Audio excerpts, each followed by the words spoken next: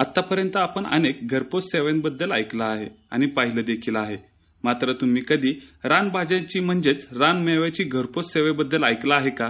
नाही ना? चला तर मग रानमेवा रानभाज्या ही घरपोच सेवा साताऱ्यातील 100 ते 150हून अधिक शेतकरी एकत्र येऊन देत आहेत. सातारा जिल्ह्यातील शेतकऱ्यांच्या वतीने एक अनोख्या उपक्रमास सुरुवात केली आहे. रानभाज्यांचा हा अनमोल ठेवा डोंगराळ आणि दुर्गम भागातून लोकांपर्यंत पोहोचावा यासाठी सातारा जिल्ह्यातील शेतकऱ्यांनी रानभाज्याची घरपोच सेवा हा अनोखा उपक्रम सुरू केला आहे. यामध्ये किती प्रकारच्या रानभाज्या मिळतात, त्यांची किंमत काय, त्याचे औषधी गुणधर्म काय आहेत याबद्दलची आणि त्यांच्या या अनोख्या उपक्रमाबद्दलची माहिती घेणार आहोत प्रगतशील शेतकरी दयानंद पवार यांच्याकडून. नमस्ते, माझं नाव दयानंद पवार, गाव सध्या बोंदवडे आणि मी रानभाज्या या विषयावर सध्या काम करतो आहे.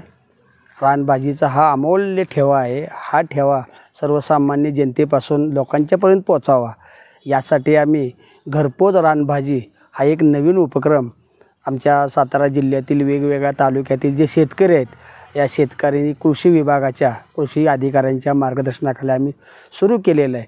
यामध्ये मग सातारा असेल, जावली, पाटण, त्यानंतर महाबळेश्वर, खंडाळा आणि त्याचबरोबर कोरेगाव या वेगवेगळ्या तालुक्यातनी ज्या वेगवेगळ्या भाज्या उपलब्ध होतात रानभाज्या पावसाळा सुरू झाल्याबरोबर त्या आम्ही रानभाज्या स्थानिक लोकांच्या मागणीनुसार आम्ही त्यांना पोच करत असतो. आणि ह्या भाज्या पोच करताना काही लोक आम्हाला ऑर्डर देतात. स्थानिक ऑर्डर असेल तर आम्ही तिथं शेतकऱ्यांना सांगून ती भाजी तिथं पोच करण्याचा प्रयत्न करतो. ह्या भाज्या अत्यंत बहुमोल आहेत. आरोग्याच्या दृष्टीने ह्या भाज्या अत्यंत पोषक आहेत. आज आपण जर बारकाईनं पाहिलं तर उन्हाळा संपता पावसाळा सुरू झाल्यानंतर स्थानिक भाज्यांचे दर गगनाला भिडलेले असतात. अशा वेळेला रानभाजी ही फार मोठी मोलाचं काम करते. ही भाजी सर्वसामान्य भाजीच्या दरानंच आम्ही विकण्याचा प्रयत्न करतो आहे.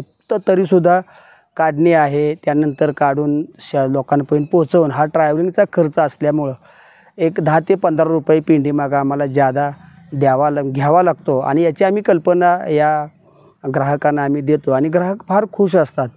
हल्ली रानभाजीची मागणी वाढलेली आहे. शेतकरीसुद्धा भरपूर प्रमाणामध्ये यात रानभाजीमध्ये इंटरेस्ट दाखवत आहेत. हा दुर्मिळ ठेवा आम्ही गोळा करत असताना रानभाज्यांचं संवर्धन करून ज्या ज्यादा भाज्या आहेत या भाज्या आम्ही या लोकांपर्यंत पोहोचण्यासाठी आम्ही प्रयत्न करतो.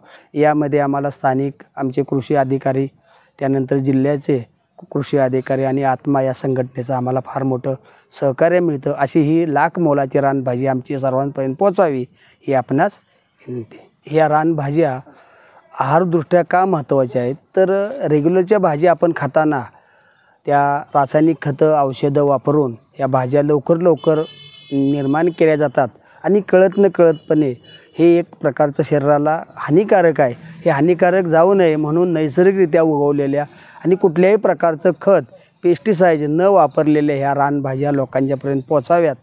या रानभाज्यांचा प्रसार व्हावा आणि जास्तीत जास्त लोकांनी ह्या रानभाज्या खाव्यात यासाठी आमचा हा प्रयत्न सुरू आहे. तालुक्यातील आमच्या जिल्ह्यातील जवळजवळ 100-150 शेतकरी आम्ही वेगवेगळ्या प्रकारच्या हंगामात येणाऱ्या वेगवेगळ्या भाज्या या लोकांपर्यंत आम्ही पोच करत असतो.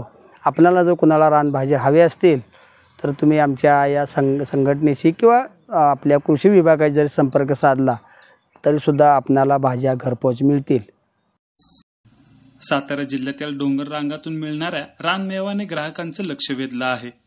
अळंबी, आघारा, आमरकंद, आचककंद, कवळे बांबू, बांबूचे कोंब, महाळुंग, रानकेळी, रानतोंडले, रानपुदिना, राक्षस, कोळी, भुईपाला, घोळ, तोरडा, कुरडा, गुळवेल, आंबवडी, भाजी भाकर, हळदा, आळूचे पान, समिंद, शोकपान, गावरान लसूण, कांदा असे विविध प्रकारचे 70 ते 75हून अधिक रानभाज्यांचं ग्राहकांनी येथे लक्ष वेधलं आहे.